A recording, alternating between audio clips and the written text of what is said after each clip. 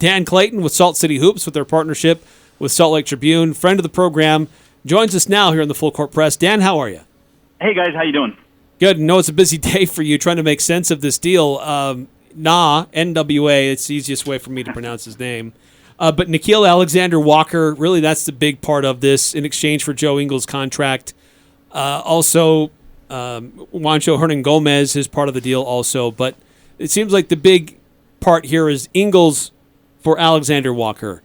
What do you see from out of him, and what does he potentially add to the Utah Jazz?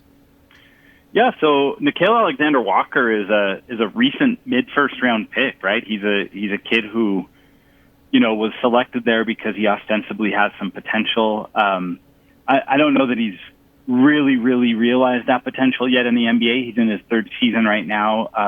His first two were better. This year, New Orleans is a little bit of a mess, and they don't have a lot of talent there, and obviously that just makes everybody's lives harder. So, his shooting has gone down, his efficiency has gone down, but he's a player who averages 26 minutes a game, so he's ready to play a rotation role. He knows what it is to show up every night and be needed by his club.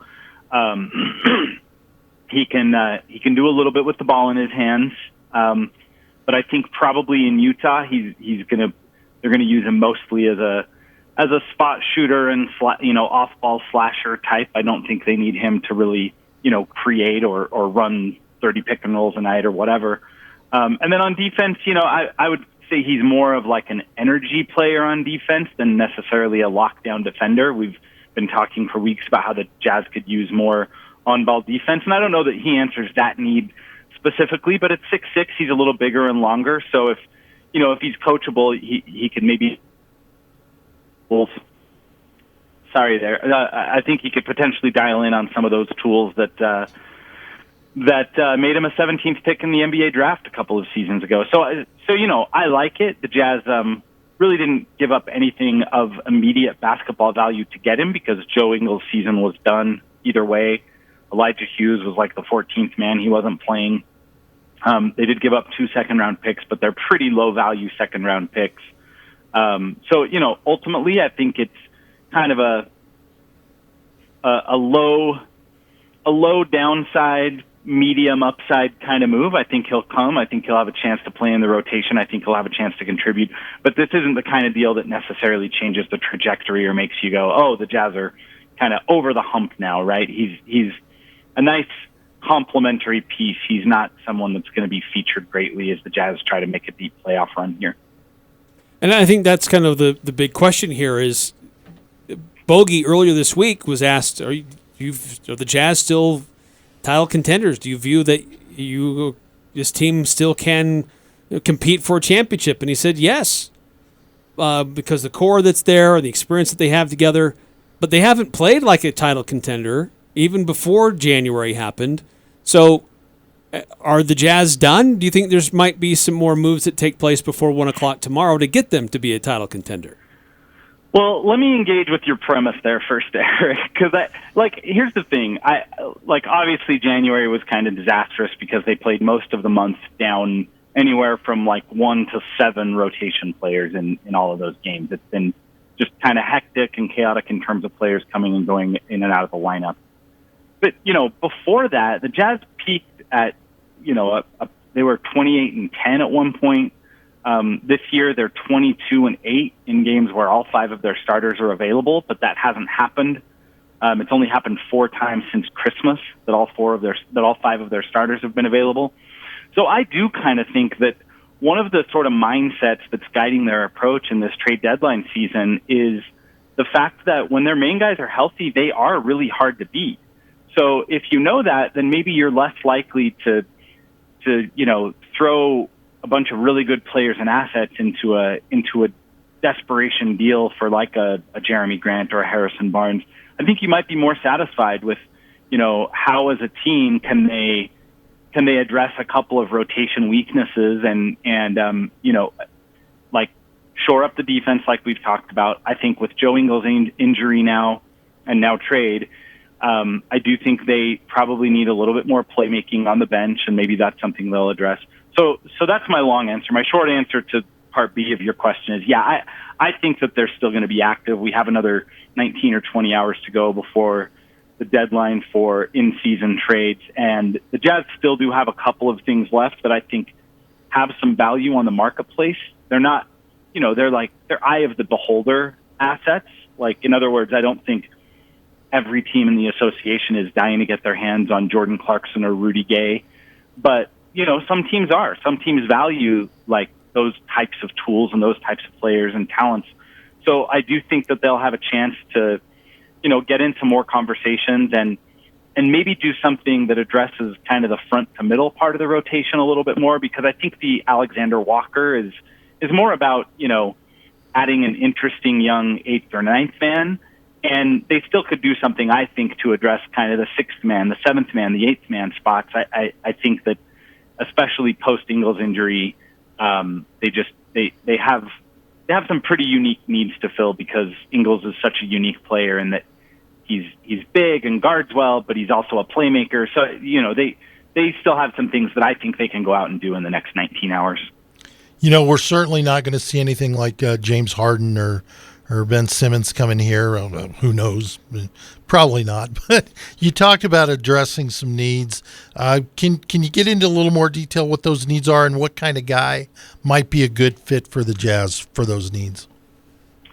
Yeah, absolutely. So I think for starters, on-ball defense remains a bit of a bugaboo for this team. It's the reason why their defense sort of fell apart in the playoffs last summer. Now, obviously, they had some players hurt too, and that factors in. But when the Clippers decided, okay, Rudy Gobert is just completely blowing up our pick and roll offense, so let's stop running picks. Let's not run any pick and roll. Let's just have a guy with the ball out front who can beat his man off the drill, off from a standstill, beat his man to the paint and collapse the defense that way. And it worked. And it worked over and over again. And then, pretty soon the Jazz and Quinn Snyder and Rudy Gobert had to start making some tough decisions about, okay, do we bring Rudy back to the paint and leave a shooter open, or do we have him hug the shooter, but then, like, Paul George and Reggie Jackson are going to score layups all night? So that just remains something that I think they still need to address. A guy I kind of like for that, he's expensive. I don't, getting him would be a little bit of a challenge at this point, is Gary Harris in Orlando. Gary Harris, if we remember from the bubble playoffs of 2 seasons ago, he was hurt and missed the first 5 games, but came back in games 6 and 7 and really had an impact defensively on Donovan Mitchell. And Donovan Mitchell is a pretty special player, right? So if you are defensively capable enough that you can come back after not playing for weeks and just instantly have an impact on Donovan Mitchell, I think that says some nice things about who he is as a player. He's in Orlando. Orlando's not trying to be competitive this year. So I think if a team came in and said, hey, we'll offer you something that might help you a little bit more into the future, whether that's draft assets or maybe they're a team who would be interested in Clarkson. I think Gary Harrison is a player you could probably get to, but the Jazz would need to put together about $15 million in outgoing salaries to bring him in. The other thing is just size on the wing. I still think they could use another big-bodied wing. That's going to be tougher to get. The name everybody's been talking about is Harrison Barnes, but I don't think they can get to Barnes, who your listeners may know plays for Sacramento. I don't think they can get to him without including a first-round pick. And, the scary thing about first-round picks right now for the Jazz is they can't trade one until 2026. And 2026 could be the first year after Rudy Gobert and Donovan Mitchell have opted out their contracts. So that could wind up being a really important pick at a time when the Jazz are kind of pivoting and rebuilding. So, promising that pick specifically could really come back to bite them, unless obviously there are protections on it. So because of that, it's hard to know if they're in the market for a Barnes type, or if, they might have to settle for something a little less lofty, so they don't have to part with a 2026 pick. Hernan Gomez, part of this deal today. Does he play minutes? Is he part of a deal that gets packaged for something else? Good.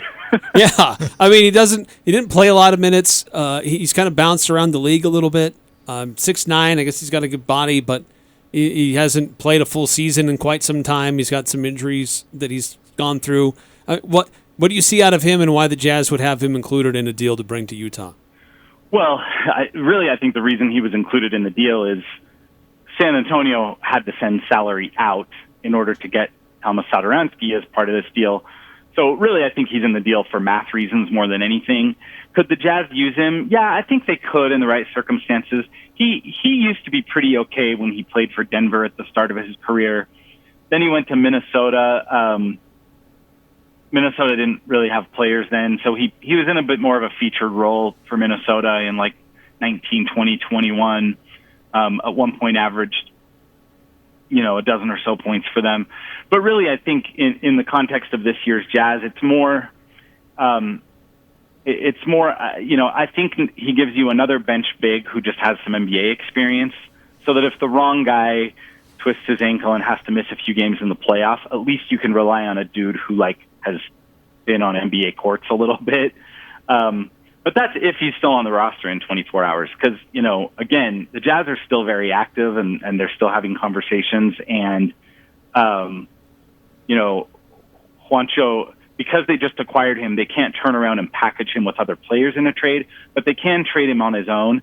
And I don't think that's entirely out of the realm of possibility. I think that there is some possibility that they might, look to park his salary somewhere or see if they can, get a low dollar rotation player from someone. It might cost them another asset, but that's where the Jazz are at. When you're in win now mode, that means you're a buyer, and that means you're emptying the asset cupboard to do everything you can to try to enhance your chances at making a deep run. So we'll see if Juancho ever suits up for the Jazz. I think it's probably 50-50. Well, it's probably better than 50-50, but I don't think it's a sure thing that he's ever going to appear on the court for Utah. Last question for me is, with this move, it seems like it fills some spots and some spaces. Does that eliminate Daniel House from being part of the roster going forward, or is that still an option? No, I don't think it eliminates him at all. In fact, that's part of why I keep saying, we just need to let these last 19 or 20 hours play out. The Jazz like House a lot, and frankly, I think he addresses some of those things we talked about, right? He's not huge at 6'6", but he's bigger than most of Utah's guards. He defends pretty well. He has been a good catch and shoot 3-point shooter in the past. He's not going to set the world on fire, but if a guy can make 36% or better on catch and shoots, then that helps your offense. So I do think they have interest in bringing House back. Obviously, they're still doing some roster shuffling, and again, some of these guys that they may acquire may not stick around for very long. So we just have to see what happens and what the roster looks like on Friday. And, if at that point they have, there may be a guy who comes to them, Juancho for that matter, could come to them and say hey, it looks like there's not really minutes for me here. Can I take a buyout and go find some place that could use me in this latter part of the season?